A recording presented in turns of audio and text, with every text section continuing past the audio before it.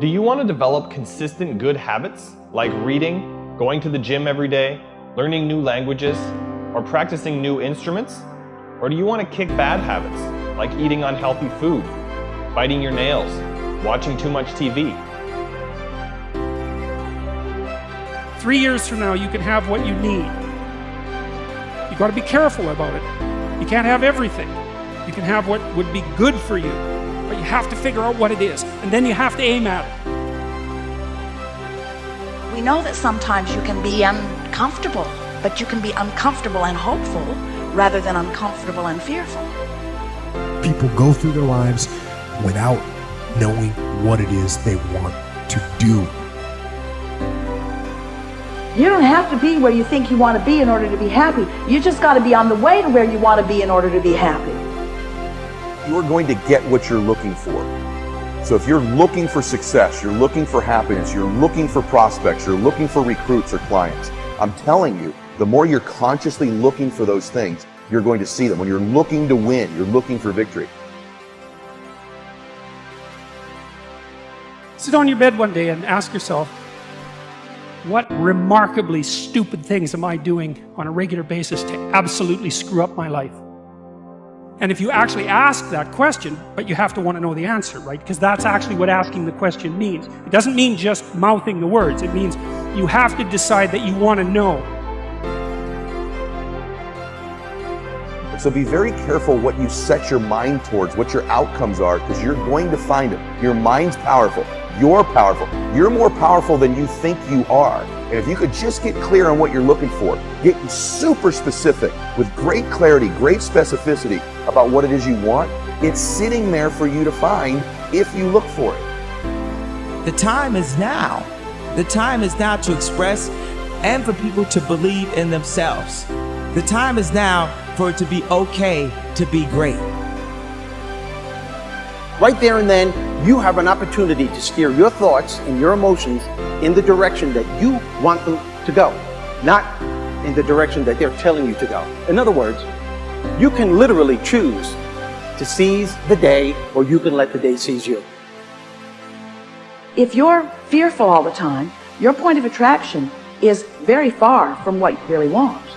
If you're ornery all the time, or a lot of the time, your point of attraction is different from what you want. Your emotions are your indicator of what you're doing vibrationally. You've been listening to us long enough to sort of understand what we mean by that? Don't worry about what needs to be done.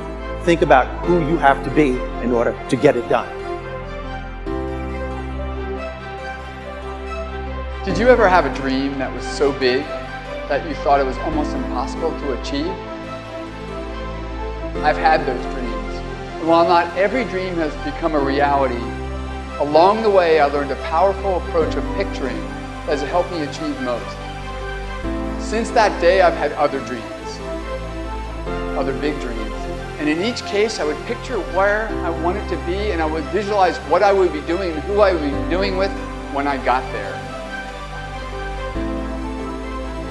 As the saying goes, you can't make a basket if you never take the shot. I knew I would miss the shot sometimes, and the failure would dampen my spirit, but I would be better off for my efforts and I would be okay.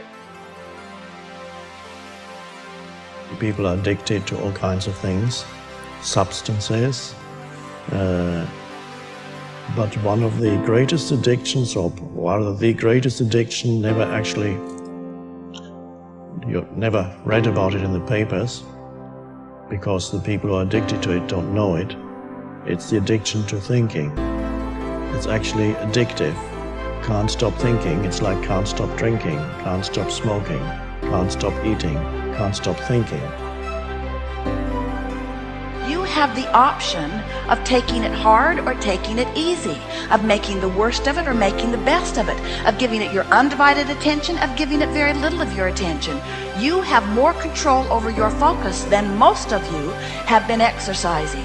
And when you begin caring about how you feel more than everything else put together, so that you exercise your ability to focus upon things that do feel good, you begin to discover that in every particle of the universe there is that which is wanted and lack of it.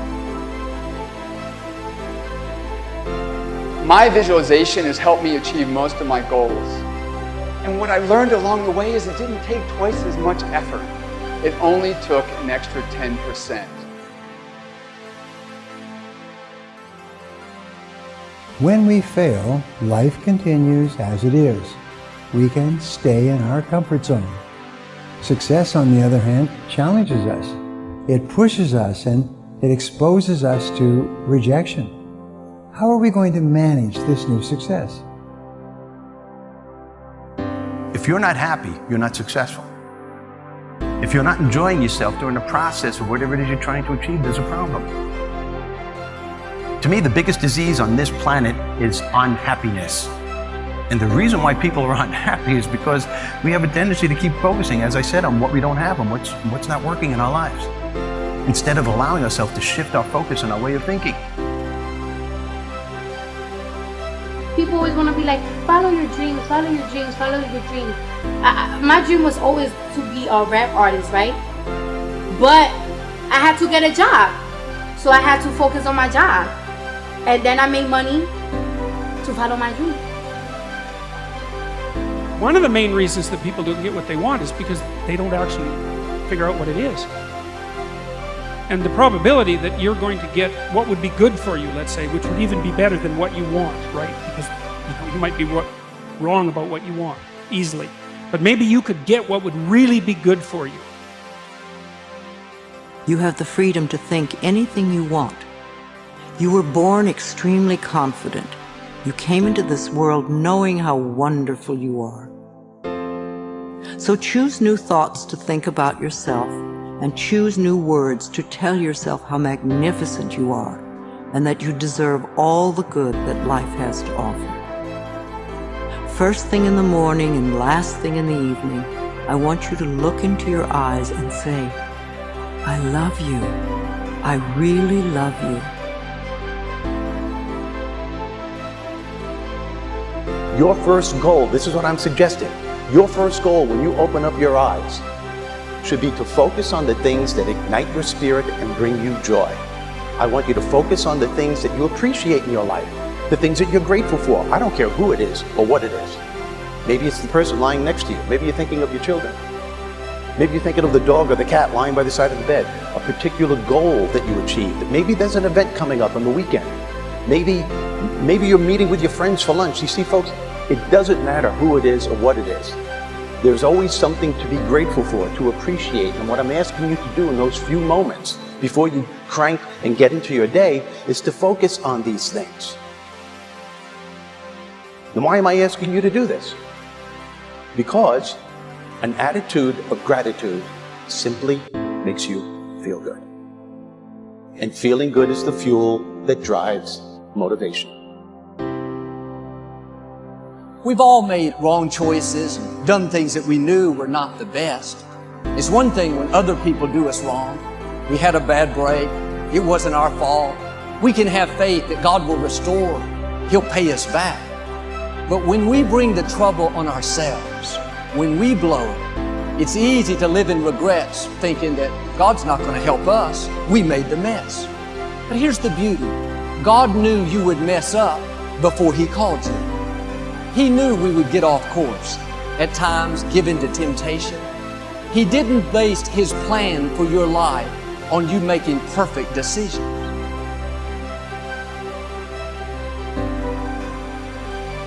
Through success, I represent the possibility of what you can achieve and what you can do with your life and your career. Other people's success represents the possibility of what you can do.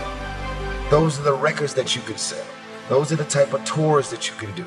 Those are the kind of songs that you can produce and the songs that you can write. Those are the millions of dollars that you can get, or billions. Those are the type of architectural drawings and buildings that you can build. Those are the type of books that you can sell. Everybody else's success represents the possibility of what you could do.